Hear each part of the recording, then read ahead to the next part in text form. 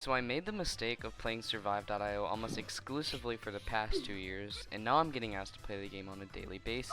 Stop it. However, this is completely normal.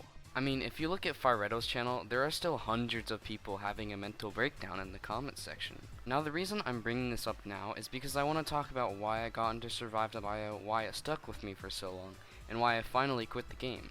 But to do this, we have to go back in time, back to the early stages of Survive.io Battle Royale. The year is 2017, and the IO game category consists of games such as Deep.io, Mope.io, Slither.io, etc.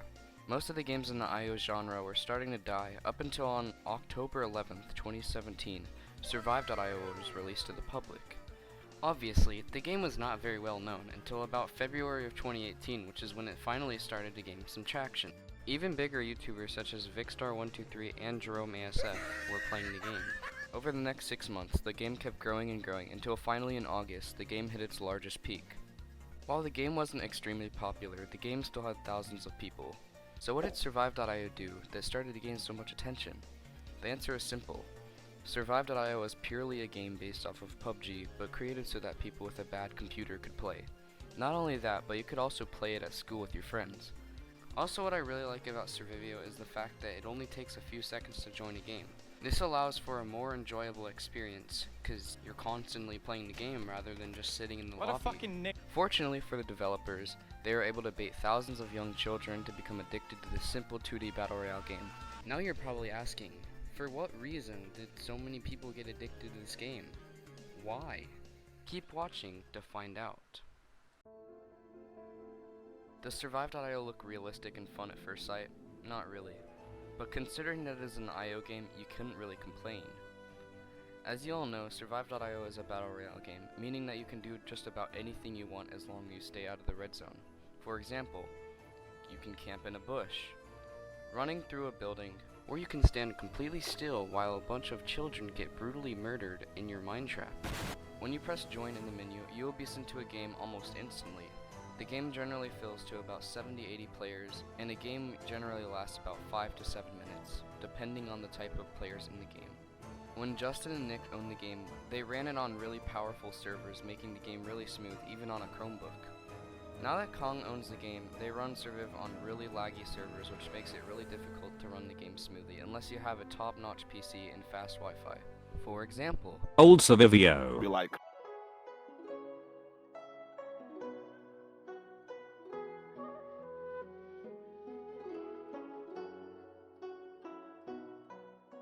New Survivio. be like,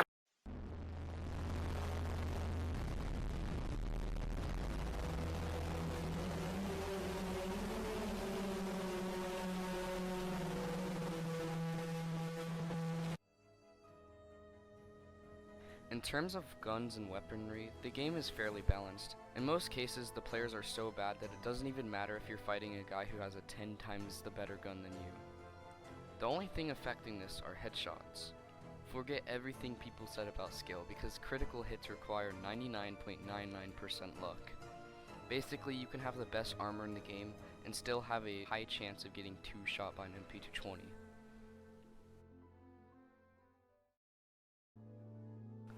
You have reached a point where you have 2 choices. The first choice is to join a Discord server where you could possibly become exceedingly relevant for having a good sense of humor, being decent at the game, and having popular friends. The second choice is to remain in larger servers such as the Survive.io main and probably not gain as many friends. However, if you pick the first option, you will soon realize there's a price you have to pay. Raids and toxicity was a huge issue and often scared lots of people away from the pro community. The Survivio main Discord mod, John, often justified huge ban waves, which meant that players associated with toxic clans were immediately banned from the Survivio main. This started a big controversy which made the pro community strongly dislike the Survivio main community. Not to mention, some of the people in Surviv main were utterly unintelligent. It was filled with players who would support things such as remove quick switch, and also they would make false accusations.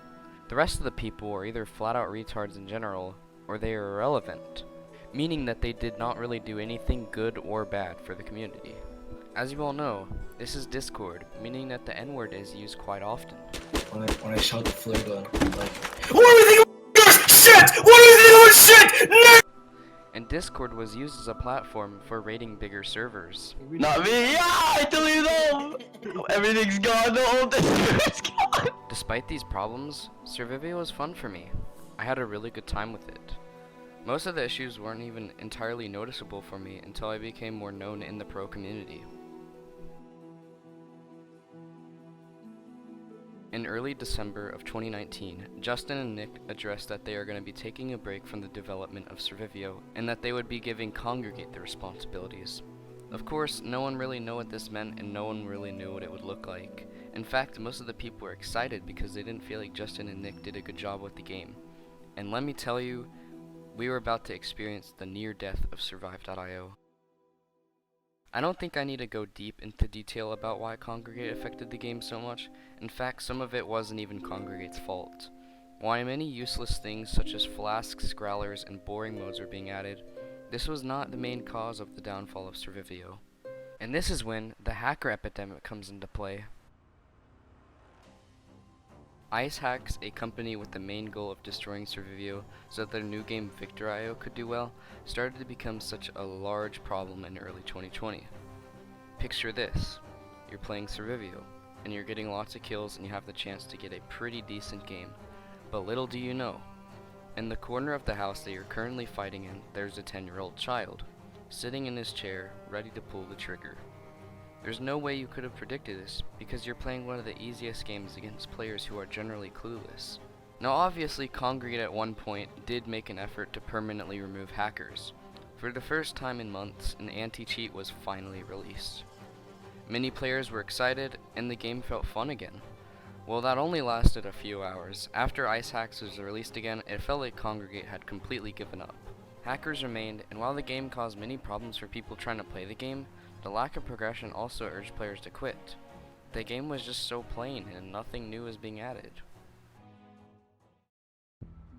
In the end, Survivio was not very well executed. While the game is exceptionally bland and boring right now, we cannot forget about the early stages of the game. It was something that I spent countless hours on because I had a good time. Although the downfall mainly occurred because of Kongregate, we cannot fully blame the company. It's 2020, and many of us have been playing the game for quite a while now, so the game was bound to die anyway. For the past month now, I have mentioned that I quit Survivio.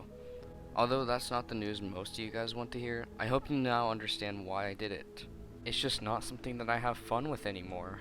Either way, I want to give a big thanks to Strawberry Donut for helping me with the script, and also to my donators for involuntarily throwing money at me. I know it's only a small handful of people, but if you look at my subs, it makes a lot of sense why. As always, thank you guys for watching. Subscribe if you haven't already, and have a good one.